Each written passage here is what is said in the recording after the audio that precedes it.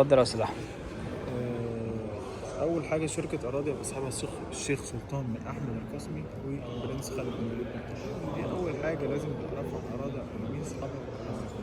طبعا الشيخ سلطان بن أحمد القاسمي هو يعتبر نائب حاكم الشيخ سلطان اللي هو حاكم الشرقة، تمام. ويعتبر برضه الشيخ سلطان عمه ومن الأسرة الحاكمة.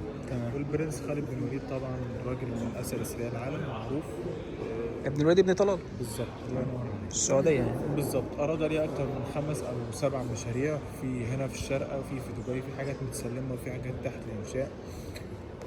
ده مشروع الجدة. المميز في الجدة إن ده يعتبر داون تاون الجديد بتاع الشارقة. تمام. دي مدينة كاملة متكاملة فيها كل الخدمات اللي أنت ممكن تحتاجها وتتخيلها.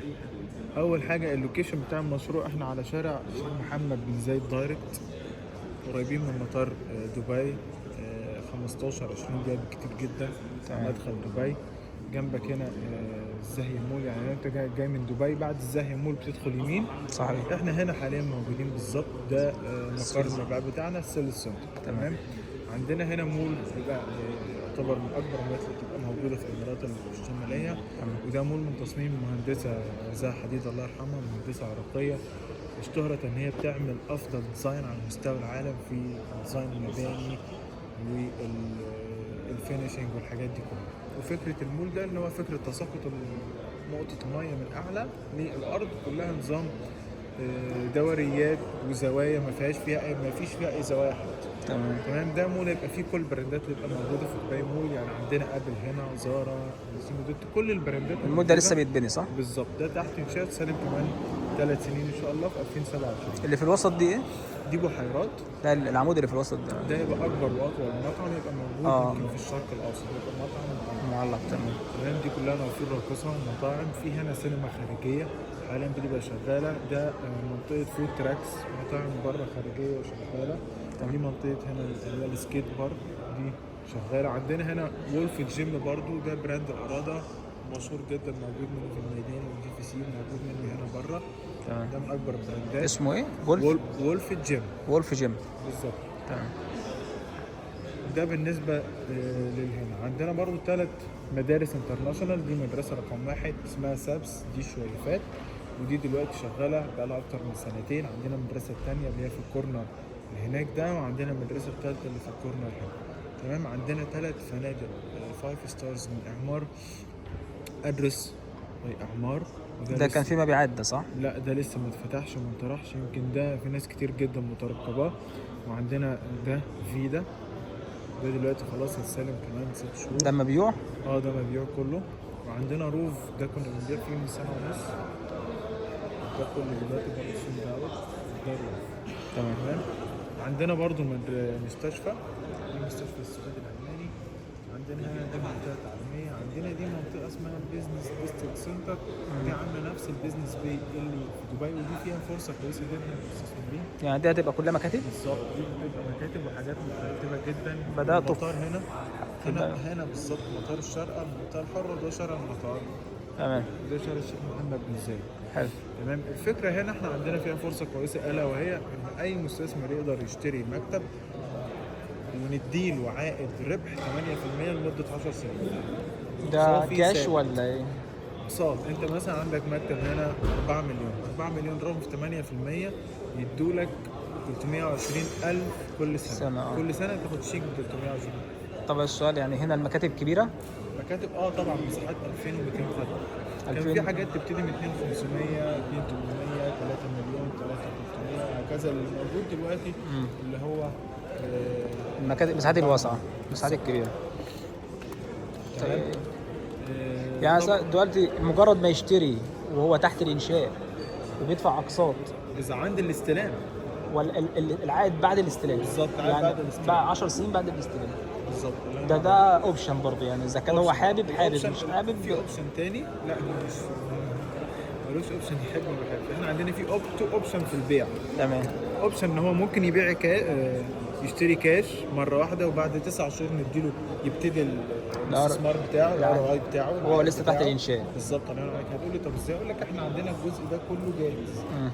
ده المرحله الاولى دي كلها جاهزه. احنا طبيعي شركه كبيره نحط لك الاستثمارات بتاعتك في اي حاجه من دولت وندي لك عائد 8%، مش الموضوع مش من صعب. الايجار. تمام. بالظبط. ده لو انت حابب طبعا تبتدي الاستثمار بتاعك كاش. بسرعه. تمام. انما الطبيعي انك هتدفع معانا اقساط، تدفع اول 10%، 50% خلال الانشاء، 50% على التسليم. احنا اول ما يجهز هنأجره لك وندي لك عائد ربح 8% لمده 10 سنين. طب اشمعنى 10 سنين؟ لان الشركه بتستهدف ان هي تجيب هنا براندات وشركات عالميه. ما هو هنا السؤال بتاعي، هو هنا هيكون بعد الاستلام ملزم ان يكمل معاكم 10 سنين؟ الله ينور يعني ما عليك. يقدرش ان هو الله ينور يقول لك لا، يقول لك لا عايز انا يفتحه او عايز ما يقدرش. دي نقطة عشان نبقى البيزنس بتاعه بالظبط ما ينفعش. برضه نكون فاهمين. طب في حالة حب يعمل إعادة بيع مفيش هيقدر؟ مانع، يقدر يعمل اعاده بيع لاي بس حاجه بس من نفس الشروط هتنطبق على اللي بعده. بالظبط. الله ينور عليك. يكمل لازم- بقية ال10 سنين. بالظبط. عشان طبعا يعمل اعاده بيع لازم يكون دافع مينيمم 50% من قيمه. ما هو لحد التسليم يكون دافع أكتر من بالظبط. 50%. الله ينور عليك. 60%. بالظبط. طب أنت عندكم حاجة جاهزة دلوقتي شقق للبيع؟ كان عندنا شقه يمكن حاجات بسيطه. كان في شقه هنا وشقه هنا. كان 960 950 الف. دي غرفة وصالة؟ تمام. تمام. ولكن كله سولد اوت. مفيش شقق جاية في المستقبل؟ دلوقتي حاليا احنا طرحين البنايه دي على البوليفارد دايركت. ده شارع البوليفارد طبعا، ده البوليفارد الجنوبي. تمام. هناك ده كده البوليفارد الشمالي. فكره البوليفارد نفس البوليفارد الموجود في الداون تاون بتاع دبي دي كلها هنا مطاعم وبراندات عالميه. يعني هنا في كارفور، سبينس، لايف فارماسي، لاكوستا، ستاربكس، كل بقى كل المطاعم البراندات الموجودة هنا والكافيهات على الشارع ريتيلز ده. كلها. بالظبط. وده كمان اماكن للمشي والسيكل تمام. والحاجات دي كلها. عندنا برضه هنا اوبن بارك، دي كلها مناطق خدميه فري للسكان، ملاعب، جيم، جاكوزي، ساونا، كيدز اريا. طبعا ما بين كل بنايتين هم عندهم في النص هنا الخدمات بتاعتهم، المسبح والووكينج تراك والكيدز اريا والباربيكيو والحاجات دي كلها. تمام. عندنا البنايه دي اسمها ذا جيت 4. دي غرفه وصاله مليون، غرفتين وصاله مليون ونص، 3 غرف 2 مليون، 4 غرف 3 مليون. طيب تمام؟ المساحة بتاعت الغرفة الصغيرة بتبقى قد إيه؟ يعني بنتكلم في 730 740 قدم. 50 ها؟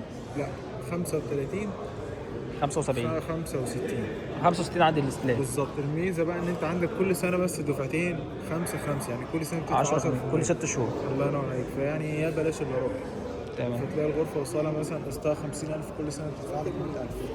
تمام. عندنا برضو البنايه الناحيه الثانيه دي اسمها صفا واحد. احنا بدانا خلاص، خلصنا الجزء ده وبعناه كله، وبرضو بعنا هنا شغالين في الكونستراكشن، بنستلم شهر 10 اللي جاي. خلصنا دول كلهم. تمام. بدانا الجزء اللي هنا جاي. دي اول بنايه اسمها صفا طرحناها، والمميز فيها ان هي قدام المدرسه برضو وجنبها البارك. حلو. تمام. نفس الستارتنج برايس 1 مليون برضه؟ بالظبط نفس الكلام. الفيلل دي موجوده وساكنه وعايشه. ودي ذا جيت 1، ذا جيت 2، دي ذا جيت 3، ذا جيت 4. تمام. ده كده دي لسه صفا اللي هناك، سلسلة صفا بقى، صفا 1 بالظبط. وصفا صفا 1 صفا 2. ماشي. ولسه بقى ما نعرفش اسامي دي. طبعا اللي بالابيض ده دي كلها حاجات لسه ما انطرحتش، ما عندناش ليها اي يعني الابيض ده مش مطلوب. بالظبط. الله ينور عليك. انا قلت اقول لك عشان برضه يبقى انت في السوق.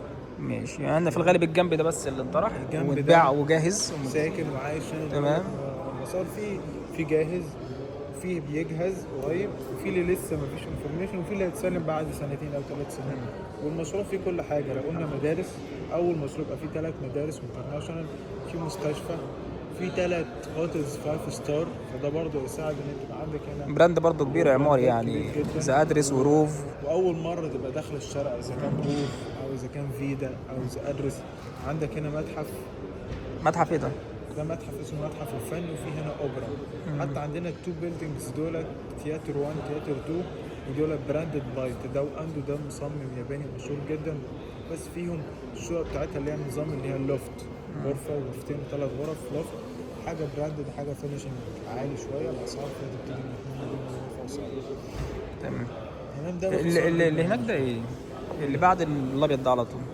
ده لا شايف اخر اللي على شماله بقى الاصفر ده؟ ايوه المثلث ده مدرسة. دي مدرسه. تمام. شوف اي مكان فيه ملعب كده دي مدرسه. ما عدا الحديقه دي طبعا، ده حديقه عامه. دي اوبن. دي دي- منطقه خدميه. يعني انت بالنسبه للشقق بنتكلم بتبدا من مليون درهم، مساحه 750 قدم، بالظبط.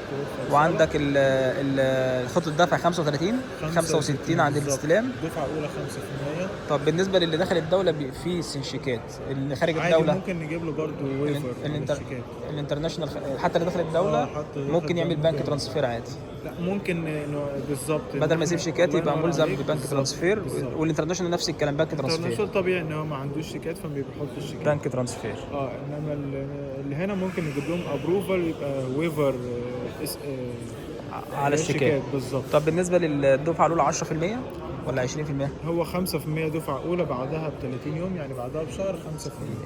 4% رسوم تسجيل. بالظبط. 4% طبعا رسوم الجنسيات التسجيل الاخرى، و2% للمواطنين ودول ودول مجلس التعاون الخليجي. جميل، حلو الكلام. بس كده. رسوم الخدمه كام هنا؟ من 8 ل 10. حلو قوي. العائد متوقع 8% 10%؟ ما شاء الله. في ناس طبعا ناس اللي اشتروا في الاول بيرجع له حاجات محترمه. المسار النهارده في حاجات بتتاجر فيه توصل 60 65 ايجارات نفس ايجارات دبي، لان هو كوميونتي في كل حاجه يعني. عندك لا ولسه مستقبله احسن كمان يعني. بالظبط. في مدارس جاهزه دلوقتي. بالظبط دي شغاله، وجنبك هنا المدينه الجامعيه والجامعه الامريكيه، دي جامعه الشرق هنا. تمام. يبقى المطار وجامعه الشارقه. بالظبط. جامعه الشارقه، شارع المطار، شارع الشيخ محمد بن زايد، والجده معروفه انت تيجي يعني. لا ما بره، احنا موجود فيها بره الكوميونتي وعليها طلب. دخلت عليه. تمام ماشي.